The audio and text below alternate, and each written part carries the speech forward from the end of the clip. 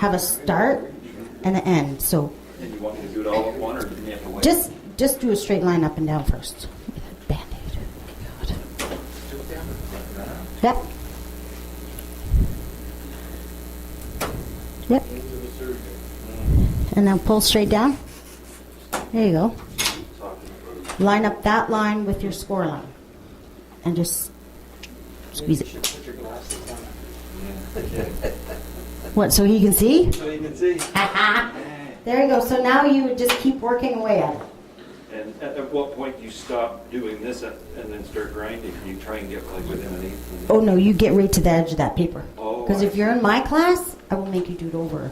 Gotta Okay? leave now. Why you Because right now I am your boss. You this will come back to haunt me? Oh yes. So I'm just gonna quickly cut this, if I don't break it, cut this and then I'll show you how to work the grinder.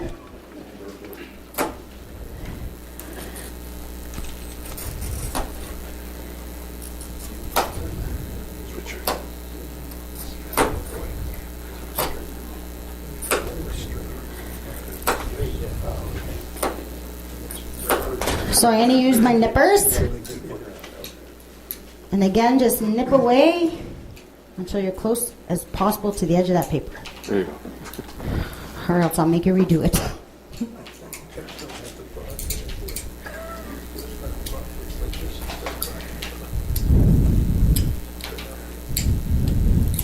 Do you guys want me to pass this around so you can look at it? No? Okay. We'll make it back here. I don't. Okay, so pretty close, right? I would say, nah, it's not bad. Don't be afraid of glass. Just don't eat it and don't let it go in your eyeballs. Step on it. Yes. So this grinder, to buy one, it's about $250. The only thing you'd ever have to replace is the head. It's a diamond bit blade, and then the smaller one up top. And a new bit's about $22, and the smaller one's about $20. But they last a long time because you can see the thickness of the glass we use is probably 2 mil, and the depth on your blade is about that, or your bit. So you just move it up or down depending where you start to use it. I'm gonna get it. Yeah. So you have to have water in it, and I also put grinding coolant because it makes my bit last longer because it is little specks of diamonds. Okay, so this one gives me a shock all the time. There we go. So you put it flat. What's going on here? Did I blow fuse? There we go. Okay. Loose connection. Oh, totally. That's why I'm getting a shock. And my husband's an electrician. I think he'd fix this for me. Oh, there's a story. Oh, I have. So anyways, we're going to set our piece down flat. With some force, you're going to push it. And you're just going to follow the line around. And what your goal is to grind off so you can see the edge of the paper from the back side. I don't know if you can see that or not. I know.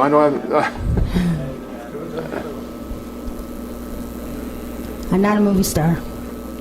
Can you see that paper I there? don't know. Yeah. So we have, the reason I grind that paper off is because our master copy, they have to fit exactly in, or else when we say we're making a panel to fit in a wood frame, if they don't fit exact, it's not going to fit your frame and you will not like that. So I'm just going to grind this quickly, because then I'm going to show you how to foil. The reason we have to foil is because solder won't stick to glass. It'll only stick to copper, like plumbing.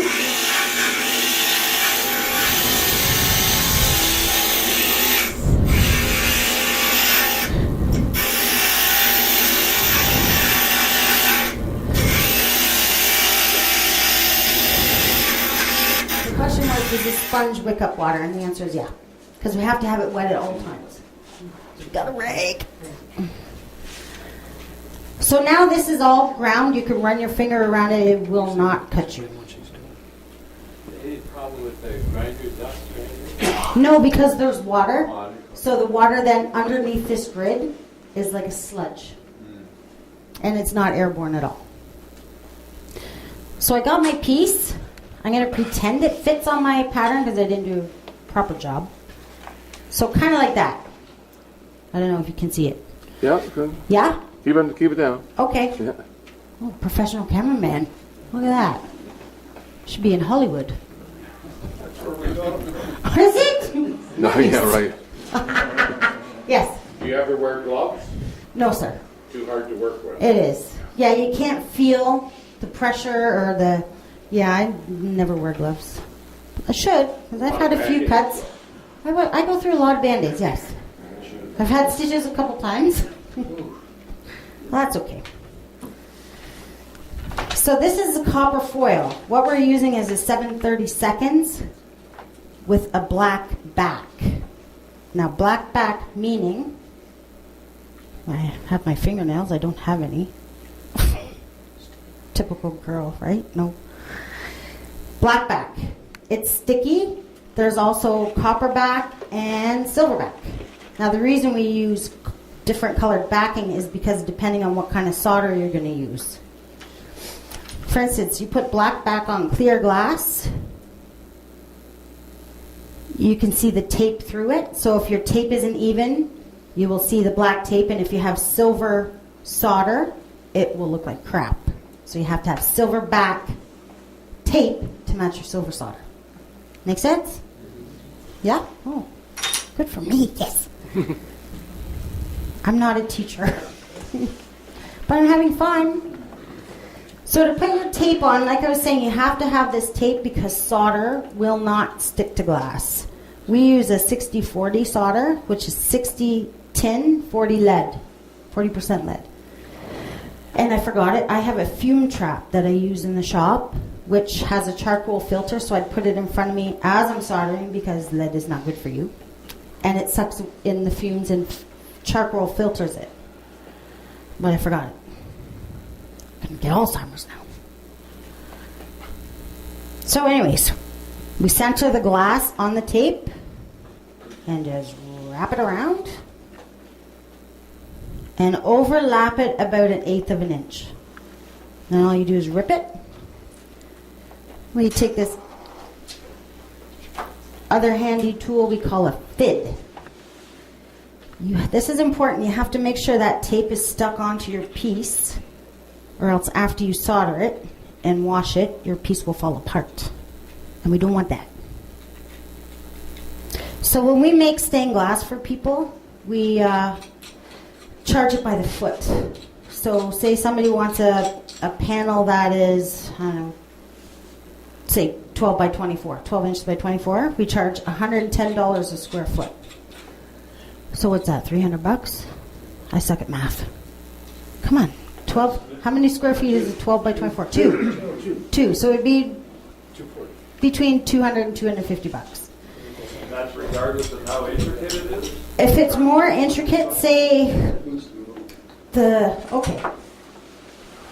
Here's a sample.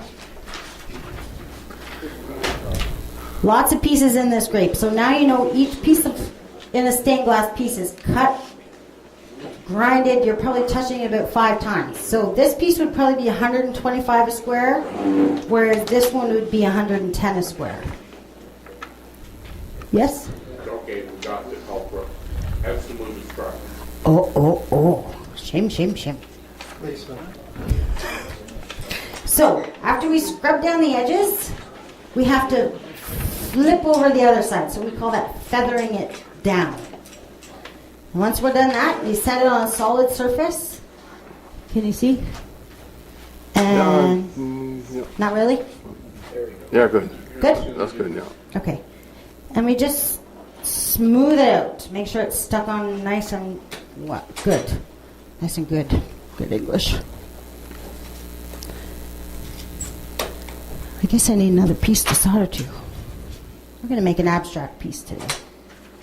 I'm just going to foil this one, and then we're going to solder it together. Normally you would never foil glass unless you did that grinding bit, but we're in 10 minutes here. We cheat. The difference between what I'm doing, this is called a Tiffany style stained glass, and leaded glass. leaded. We don't do much leaded at the shop. We'll do repairs, but lead comes in a 6-foot channel, and then you have to stretch it so it becomes rigid because it's really flimsy. So the difference between this and lead is that we call Tiffany or copper foil technique. You can do way more intricate pieces with the copper foil because the lead can only bend and you can't get small little bits done with lead. So I think, yeah, all these are done the Tiffany style. Any questions? Yep. The tape that you're using is slightly wider than the 2 mil glass, Yes. so it goes over both edges, right? Right. You're feathering? It's 7/32 I see. wide, Right. right? Now, you mentioned leaded in this style here. Is this as old as leaded, or is leaded glass an old style of glass? Leaded is older, Yeah. right? And Frank Lloyd Wright was the guy who made the Tiffany style popular. Because in churches years ago, they did all lead. And I just learned why they had stained glass windows in churches. Does anybody know why? Lighting. Hmm? No, I don't. Because a lot of people couldn't read, so they would tell the story of the Bible through their windows.